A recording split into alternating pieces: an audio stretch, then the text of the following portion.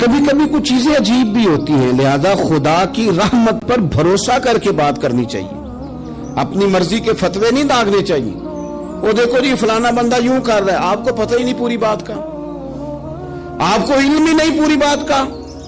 حضرت بہاءاللہ نقشبند بخاری رحمت اللہ علیہ فرماتے ہیں میں حج کرنے گیا تو وہاں میں نے ایک آدمی کو کروڑوں کا کاروبار کرتے دیکھا، تو میرے دل میں خیال ہے یہاں بھی اللہ اللہ کرنی چاہیے تھی، دنیا داری کر رہا ہے۔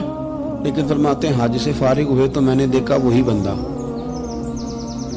سارا کچھ رب کی بارگاہ میں خیرات کر رہا ہے، اور سینکڑوں غریب حاجی ہیں جن کو پورے پورے خرچے دے رہا ہے۔ تو میں نے وہی اپنی سوچ سے توبہ کی کہ میں کہاں تھا، بڑی جلدی کھڑے نہ ہو جائیں۔ حضرت حسن بصری رحمت اللہ تعالی علیہ ارشاد فرماتے ہیں کہ میں دریا کے کنارے گیا تو وہاں میں نے ایک شخص کو دیکھا، وہ اپنی ایک خاتون کی گود میں سر رکھ کے بیٹھا اور قریب ایک بوتل بھی پڑی ہے۔ میرے دل میں معاذ اللہ خیال آیا کہ دیکھو کس انداز میں ایک عورت کے ساتھ یہ ہے، اور پاس بوتل بھی پڑی ہے، جانے شراب ہے۔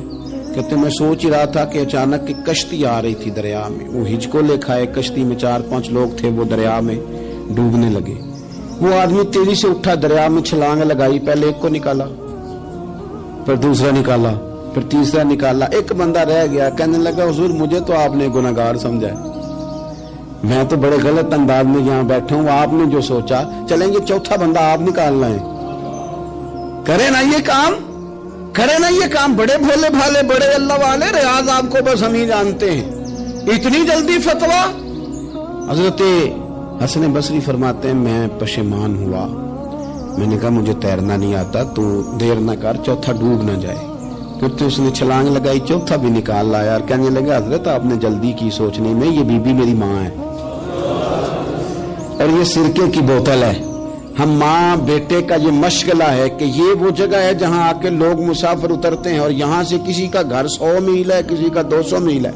ہم صبح سرکہ کھجوریں روٹیاں لے کے یہاں آتے ہیں، مسافروں کی نوکری کرتے ہیں، کوئی پریشان ہو تو مدد کرتے ہیں۔ حضرت خواجہ حسن بصری فرماتے ہیں میں نے معافی مانگی، ان سے بھی مانگی، رب سے بھی مانگی۔ انہوں نے مانگ لی نا بزرگ تھے، پر ہم کو نہیں تیار مانگنے کو۔